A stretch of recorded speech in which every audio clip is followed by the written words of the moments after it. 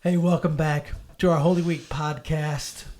We're hoping that these last few days we've had together have been helpful to you as you walk through this week of the crucifixion, burial, and resurrection of Christ. We are about to get to the crucifixion. We're now on Thursday. And I hope you know what happens on Thursday. Kyle and I are going to do pick up in John chapter 13. In fact, I'm going to encourage you today to read John 13 through 17. It is one of the most powerful sections in your whole Bible. Yeah. The whole Bible is inspired. It's all amazing. But this right here is, I have been in here so many times. I have read and reread, and this brings encouragement and comfort and conviction and joy. This section of my Bible is so marked up. It's really so beautiful, but it starts really near the end of the day. On Thursday is where we pick up when they go into the upper room. Yeah, so they go to the upper room, and what does Jesus do? The first thing he does is he washes his disciples' feet. Now, you think about it, it's not like that's not a thing we do. We don't wash people's feet, although you might see it at some weird wedding ceremony where they wash each other's feet. If you did that, it's fine. No judgment. But Jesus did that because that was like the filthiest part of the body, because they wore sandals and they walked around and there was dust everywhere, and they would always have someone that served in that way. There was no one to do that. So Jesus steps up and he serves his disciples. And Peter does the thing that Peter always does is, no, Lord, you're not going to do that. Not for me. And Jesus is like, well, if you don't let me do this, you have no part of me. He's like, oh, well, then wash all of me. And Jesus is like, no, you don't need to do that. But he serves, and he's about to endure just so much pain and sorrow and suffering for all of humanity. And what does he do? He does what Jesus does. He serves and looks out for people. And so we see that it's a beautiful thing that he does for the disciples. And then what else happens? Yeah, well, it's interesting even in that, because this is what they've come to do. Celebrate Passover. This is the big moment in time. They've come to celebrate Passover. Here they are. And the disciples didn't line someone up to wash the feet. And I got to be honest with you. I think that I'm like the disciples. I think there's so many times in my life where I see the opportunity and walk by it. Or don't think about the opportunity. Or I think someone else is going to get it. And Jesus doesn't do it. No. Jesus sees an opportunity to serve people in a thing that isn't that great. It's not great to wash feet. It's humbling and requires a bit of sacrifice, and it requires him to get dirty to do it. And none of the 12 guys decide they're going to be the person who does it.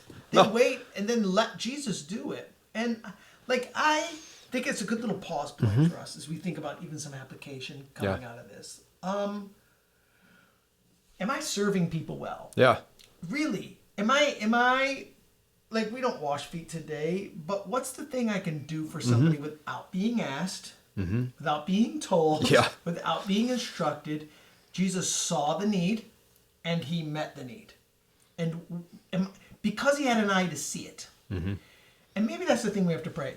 Lord, would you give me an eye to see it? Would you help me to see who has a need today that I could meet, that you've called me to do it? A longing to serve, something that's not a big noticey thing. Maybe you can do it anonymously. Maybe that's what the Lord's calling you to do. But an idea of serving. I love that, Kyle. Thank you for highlighting that. And then, they kind of go for a walk after this Passover feast. Judas, of course, recognizes he's going to be the one that's going to betray Jesus. Jesus calls him out. He leaves. But the rest of them go for a walk. And they're heading down to the Garden of Gethsemane, from this upper room to the Garden of Gethsemane, where ultimately Jesus will pray. And on this walk, they come through this vineyard. And we get this great comparison where Jesus says, my Father is the vine dresser. Jesus says, I'm the vine and you're the branches. And I mean, I've preached this passage before. It's one of my favorite passages to preach because Jesus starts with, abide in me. The vine and the branches. Kyle, walk us a bit through, I don't think we think about abiding very much. It's not really a word that we think about a whole lot. But when you think about abiding, your home is your abode, right? It's the place that you live. It's the place that you set up residence, and you're like, I'm planting my roots here. This is where I am. And it's saying, Jesus is saying, be with me, spend time with me, make your life with me. It's, people should see you and see that you are a part of a greater thing. It's not just, I'm trying to live my own life and, I look like Jesus on Sundays when I'm at church or, Wednesday nights or whatever day that you have small group, but you should look like Jesus all the time. And you should be spending time with him every single day, every moment of the day, abiding in him and looking more and more like him the more that you walk with him. That's right. And he says, abide in my love. Yeah. And he at the end of it, he says, these things I have spoken to you, that my joy might be in you and that your joy might be full. It's an amazing thing. He says that in John 15. Later he says in John 16, he says, ask, you will receive that your joy may be full. Yeah. All through this, as he's walking to the garden, he's like, listen, y'all, if you'll actually follow me, if you put your trust in me, if you'll dwell with me, if you'll think about me, if you'll abide in my love, he says, I'm telling you everything. In 15, he says, I'm telling you everything because I no longer consider you servants, but friends. Yeah. A master doesn't tell his servants what he's doing, but he tells his friends what he's doing. You're my friends. I'm bringing you in. I want to bring you into this relationship. He says, I'm going, in 16, I'm going to go prepare a place for you. Yeah. That where I'm going, you'll be able to be with me also. Your sorrow is going to turn to joy. I love this idea. Yeah.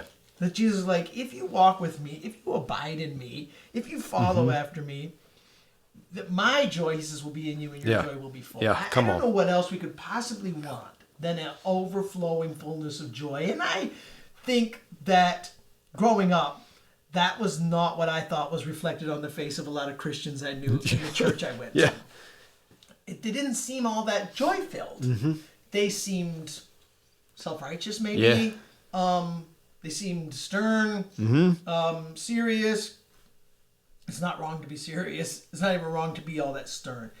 But if we truly are walking with Christ in the power of his resurrection, we will have joy. Absolutely. An overflowing amount of joy. Yeah. His joy in us. It's beautiful.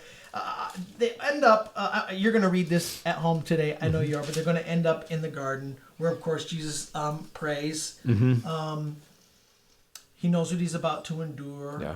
He actually says to the Father, take this cup from me, but not my will, your will be done. He understands what he's about to endure. It says it's so grievous to him that he's sweating drops of blood. He's asking the disciples to pray with them. Of course, they fall asleep because it's in the night. They fall asleep in the middle of the night twice. You can't stay awake. Jesus feels discouraged because his closest friends aren't there. They don't understand the urgency of the hour. I think often we miss the urgency of the hour.